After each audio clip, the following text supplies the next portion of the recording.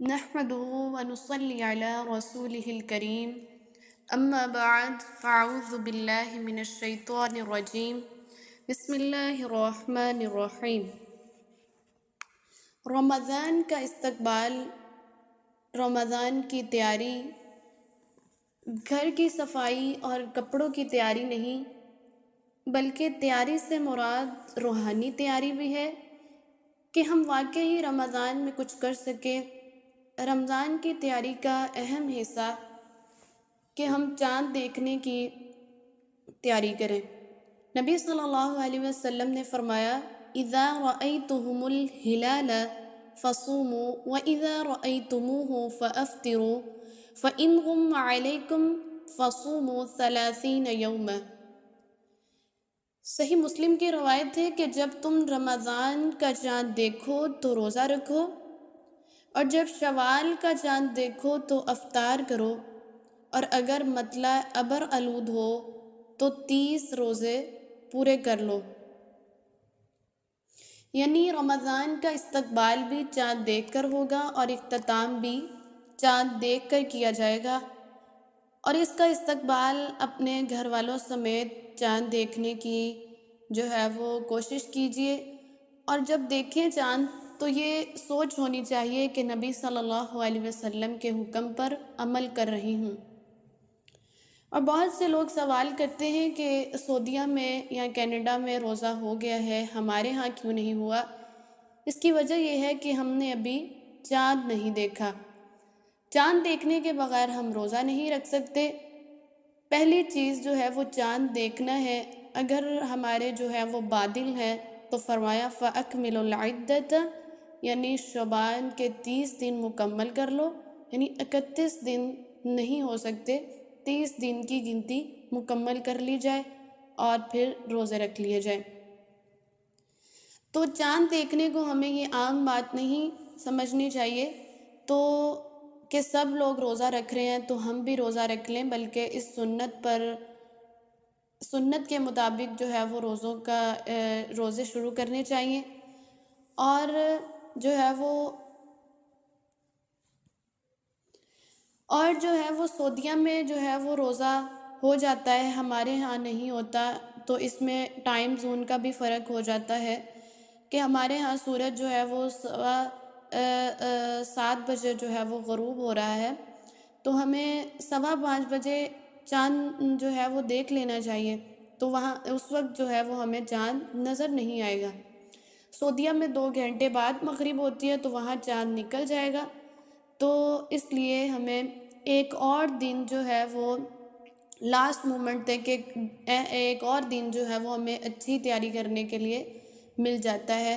لیکن ساری تیاری مکمل نہیں ہوتی، جسمانی تیاری ذہنی طور پر تیار ہو، روحانی طور پر تیاری کریں تو ایک اور دن مل جاتا ہے، تو ہمیں یہ بہت زیادہ غنیمت لگتا ہے کہ اللہ تعالیٰ کا شکر ادا کریں کہ ایک اور دن مل گیا۔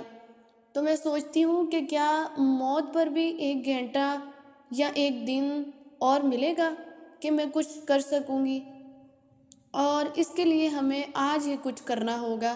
اور رمضان کا مہینہ موسم بہار کا ہے، اس لیے زیادہ سے زیادہ ہمیں اپنے بیگ جو ہے وہ پیک کرنے ہیں نیکیوں کے، کیونکہ ہم نے جب کہیں جانا ہو تو وہاں پر لمیٹڈ سامان جو ہے وہ لے کر جایا جاتا ہے کہ 30 kg آپ لے کر جا سکتے ہیں، تو ہم اتنی ہی لمٹ تک جو ہے وہ اپنا سامان پیک کرتے ہیں۔ لیکن آخرت کے لیے جب نیکیوں کے بیگ بھرنے ہیں تو کیا یہ لمٹ جو ہے وہاں پر ہوگی؟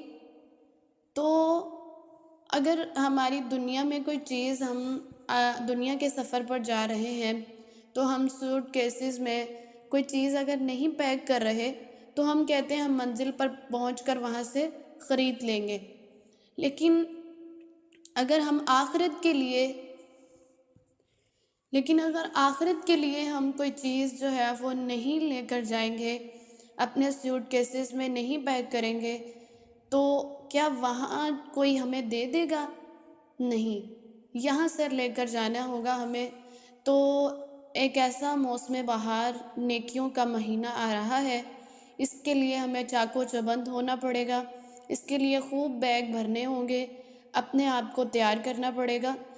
تو اس مہینے میں جو ہے وہ کیا کام کرنے چاہیے، اس کے لیے بہت ہی بہترین کتاب ہے شہر الرمضان۔ تو اس میں سارے وہ کام کرنے کے بتائے گئے ہیں کہ جو ہمیں شہر الرمضان، رمضان کے مہینے میں کرنے چاہیے۔ تو اس کتاب کا ضرور مطالعہ کیجیے۔ تو اگر جو ہے وہ ہم کتاب کا مطالعہ نہیں کریں گے تو ہو سکتا ہے بہت سی باتیں رہ جائیں، تو اللہ نہ کرے کہ کوئی سامان ایسا ہو جو ہم جو ہے وہ دنیا میں چھوڑ جائیں اور آخرت میں لے کر جانے والا ہو۔ تو اس لیے اس کتاب کا مطالعہ ضرور کیجیے، اور پھر جو ہے وہ رمضان کا استقبال دعاؤں کے ساتھ کریں۔ تو دعا جو ہے وہ یہ بھی اس بک میں بتا دی گئی ہے، تو جس کو یاد ہے وہ زبانی پڑھے، اور جس کو نہیں یاد وہ دیکھ کر پڑھ سکتا ہے۔ دعا یہ ہے: اللہم احللہ علینا بالیمن والایمان والسلامت والاسلام ربی و ربک اللہ۔ اے اللہ، ہم پر یہ چاند امن، ایمان، سلامتی اور اسلام کے ساتھ طلوع فرما۔